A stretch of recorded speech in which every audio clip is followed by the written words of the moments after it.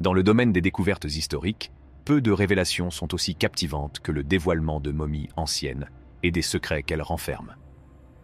L'année 2023 a marqué un moment important pour l'égyptologie lorsqu'un groupe d'archéologues, fouillant l'ancienne nécropole de Saqqara près du Caire, est tombé sur les restes momifiés remarquablement bien conservés d'un homme nommé Hécachépès, qui a vécu aux alentours de 2300 Eve.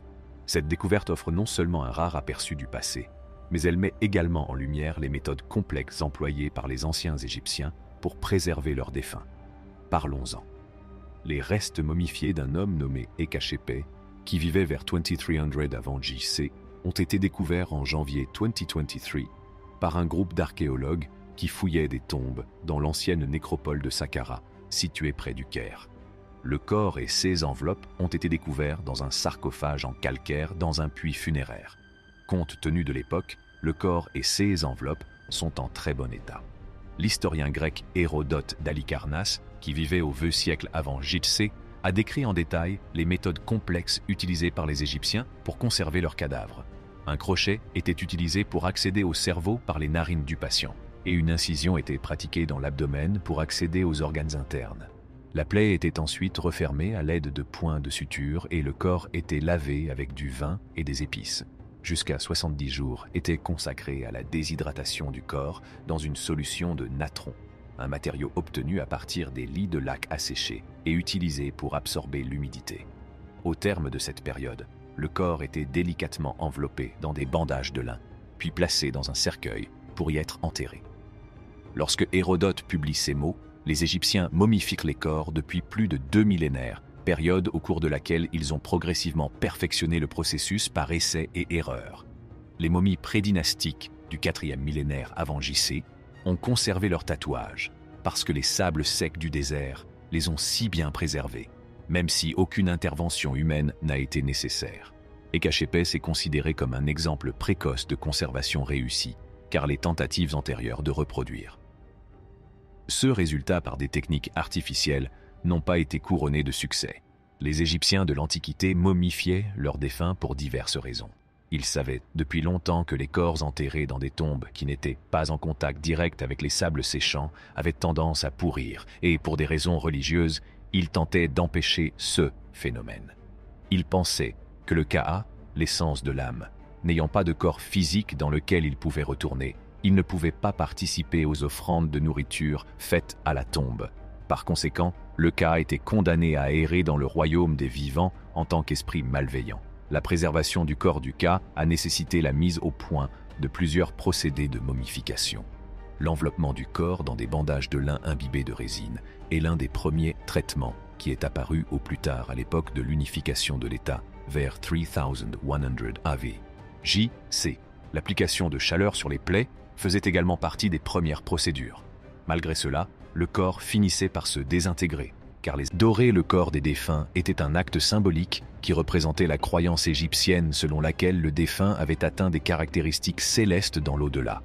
Dans la religion égyptienne, l'or était considéré comme la couleur des dieux.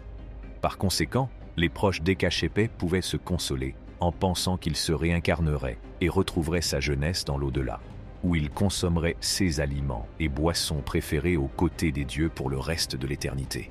Que pouvons-nous apprendre de cette découverte ? Une série de statues en calcaire bien conservées, représentant des hommes, des femmes et des enfants, ont été mises au jour par les mêmes chercheurs qui ont découvert le sarcophage d'Hécachépès. Ces statues ont été trouvées dans une tombe située à proximité. Ces représentations étaient reproduites pour accompagner les tombes en tant que corps de réserve que le Ka pouvait habiter. Seuls les riches pouvaient s'offrir les matériaux nécessaires à leur fabrication. Les magnifiques statues, dont la peinture est encore visible, représentent des hommes au corps musclé et au teint entre le rouge et le brun. Les femmes sont minces et ont une apparence voluptueuse. Dans les illustrations, les personnages masculins et féminins ont des cheveux épais et foncés. Ces images illustrent les normes traditionnelles en matière de genre, selon lesquelles les hommes étaient censés jouer un rôle plus important dans la vie publique, tandis que les femmes étaient censées rester à la maison et s'occuper du foyer. Le fait que certaines statues représentent des femmes engagées dans des activités domestiques, telles que la mouture du grain et la préparation du pain, montre l'importance accordée à la contribution des femmes à la famille. Dans les statues représentant des couples mariés, les maris et les femmes sont représentés heureux, se donnant le bras. Certaines mères sont représentées avec leurs enfants agenouillés ou debout à leurs pieds. La place centrale de la famille, en tant qu'unité sociale fondamentale dans la société égyptienne ancienne, est mise en évidence par les représentations de couples mariés et de familles élargies. Les Égyptiens croyaient que les relations de parenté se poursuivaient après la mort et que ceux qui étaient encore en vie avaient la responsabilité de faire des dons de nourriture pour nourrir leurs proches dans l'au-delà. Les Égyptiens croyaient que s'ils faisaient des sacrifices dans l'au-delà et demandaient de l'aide aux morts, ils en recevraient en retour. Dans certaines circonstances, ils pouvaient également servir d'intermédiaires entre les vivants et Osiris, le roi divin du monde souterrain. S'il n'est pas difficile d'acquérir l'idée que les anciens Égyptiens étaient obsédés par la mort, le soin avec lequel ils traitaient leurs défunts témoigne d'une passion pour la vie et d'un réel espoir de poursuivre l'existence après la mort. Le fait qu'ils enterraient leurs morts dans des tombes élaborées en est la preuve. Joe Rogan et les mystères égyptiens non résolus. Le célèbre présentateur de podcast Joe Rogan a plongé dans les profondeurs de l'histoire égyptienne, invitant des invités à découvrir des faits sur le célèbre sphinx égyptien. Cette conversation a non seulement révélé les secrets entourant le sphinx, mais a également soulevé des questions concernant son âge et son origine réelle. Après des années de construction, l'avenue des Sphinx, une avenue massive comptant plus de 1000 monuments de créatures mythiques, a attiré l'attention en 2021. Cette route reliait auparavant le temple de Luxor au temple de Karnak, racontant la riche histoire de l'Égypte depuis la 11e dynastie jusqu'à la période romaine. Selon l'égyptologue Zahi Hawass, Luxor est le plus grand musée en plein air et le plus grand monument archéologique du monde. Le mystère ultime reste cependant le Grand Sphinx, situé sur la rive occidentale du Nil à Gizeh. Cet édifice unique a longtemps captivé les universitaires, et ses origines et son ancienneté faisant toujours l'objet de débats. De manière inattendue, Joe Rogan a invité le professeur Robert Schoch à explorer l'âge et les origines du Grand Sphinx, un sujet qui défie les idées reçues. Les origines de son nez manquant sont multiples, allant des forces de Napoléon à un acte de protestation contre l'idolâtrie.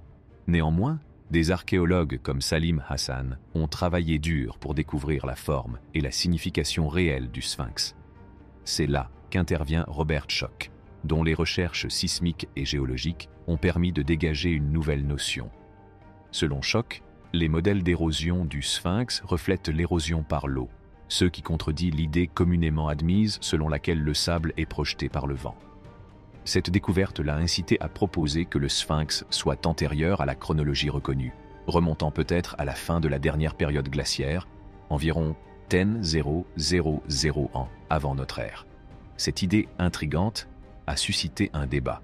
L'âge de la tête du sphinx, la proportionnalité de ses traits et les effets de l'altération et de la sculpture contribuent tous à l'énigme compliquée que les universitaires tentent de résoudre. N'oubliez pas d'appuyer sur le bouton « J'aime » et de vous abonner à notre chaîne. Merci d'avoir regardé.